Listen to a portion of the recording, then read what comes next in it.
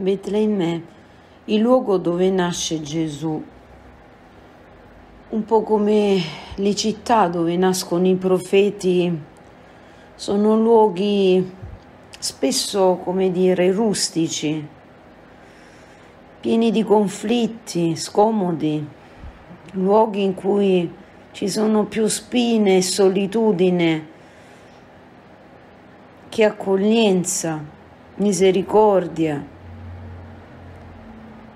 La culla di Gesù è stata piena dell'amore e della generosità della sua mamma e anche di Giuseppe, San Giuseppe, suo padre putativo, nostro potente protettore, difensore. Se non fosse stato per il loro amore, quella cuna, per così dire, non so che cosa avrebbe potuto dare a Gesù, se non la solita amarezza di sempre. E ci vogliamo ricordare che tornando a Betlemme di Efrata viene descritta dal profeta Michea che è uno tra i capoluoghi di Giuda, no? Al sud. Dice: ma da te uscirà colui che dominerà Israele. Le sue origini sono dall'antichità, dai giorni più remoti, cioè quelli che nessuno conosce.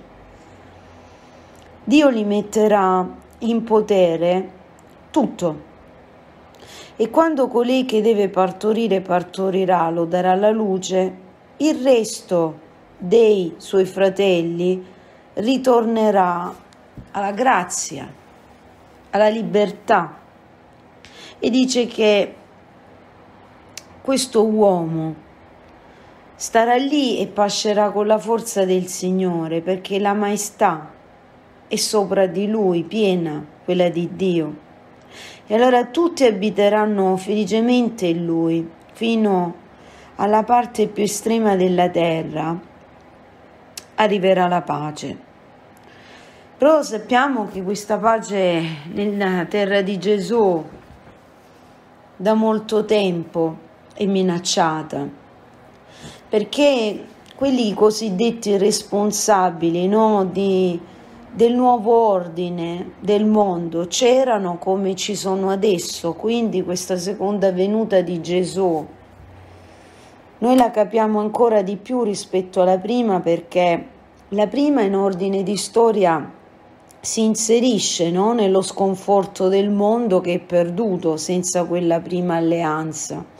Ma dopo in Gesù viene ricapitolato tutto quanto e c'è anche una descrizione escatologica di tutto questo, perché si sviluppa ampiamente il tema del pastore, cioè che vuol dire che Gesù viene come un pastore che non pasce se stesso, come quelli che sono venuti in Israele prima di lui. Non si curano delle pecore malate, deboli, magari ferite, non le sorvegliano questi pastori. Anzi, vedremo che nei profeti di ieri, tipo alcune letture di Ezechiele, come nel capitolo 34, addirittura questi pastori saranno puniti perché come? Perché il vero gregge gli sarà tolto e le pecore gli saranno sottratte, perché i pastori saranno divenuti dei predatori. In questo è l'intervento del Signore. Quindi Dio fa giustizia alla pecora, suscitando un pastore più grande di Davide, che fino a quel momento era stato il più grande dei re.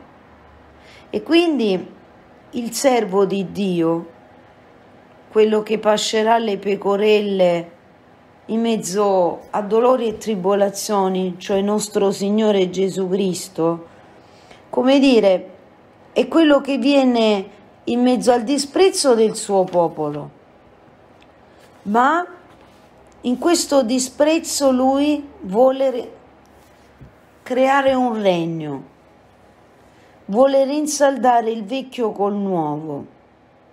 E quindi questo bastone, no, di benevolenza, e poi di unione, Dio li tiene in entrambe le mani e li conduce. Comunque, al netto di tutto, diciamo che in quel giorno, come dice Zaccaria, vi sarà per la casa di Davide e gli abitanti di Gerusalemme una sorgente zampillante per lavare il peccato e l'impurità. E poi ancora Isaia: noi tutti eravamo sperduti come un gregge, ognuno di noi seguiva la sua strada, ma il Signore fece ricadere su di lui l'iniquità di noi tutti. Perciò Gesù è veramente la vittima santa e la sua veste è veste di neve. Era come un agnello condotto al macello, non aprì la sua bocca, ma alla fine Dio gli darà tutte le moltitudini.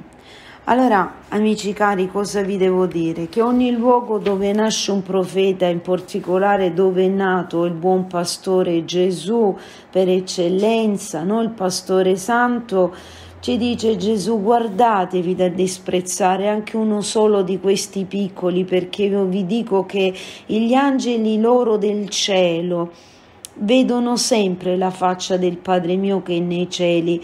E allora questi piccoli che sono smarriti, il Padre li ama e li ama tremendamente e manda il suo figlio, perché è il buon pastore, è un buon pastore e anche santo, perché offre la vita per le sue pecore.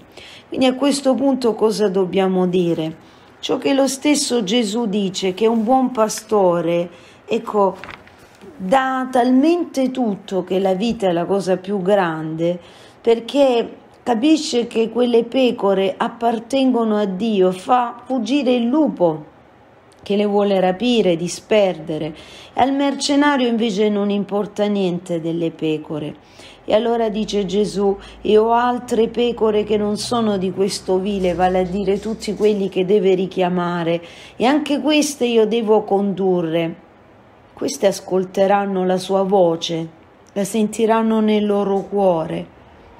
E allora, alla fine, dopo tutto quello che sta accadendo anche oggi con questa costruzione di un nuovo ordine mondiale, che in realtà non è niente di nuovo, ma è quanto di vecchio sempre dimentichiamo, perché anche lo stesso, come dire, Dio della pace ci ricorda nella lettera agli Ebrei che l'alleanza con Gesù Cristo è un'alleanza eterna, e in quanto eterna, a prescindere da quello che l'uomo crea, è l'unico che veramente ha la questione della salvezza talmente a cuore da dare la sua carne e il suo sangue.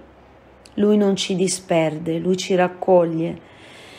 Ecco, cari amici, che in questa seconda settimana dell'Avvento vogliamo ricominciare da tutte le parole che la Madonna ha ripetuto abbondantemente a Manduria: ubbidite a mio figlio, perché lui non vi lascerà cadere, lui vi aiuterà, perché lui è Dio, lui è alleanza eterna, tutto quanto ha stabilito lo riprenderà con potenza.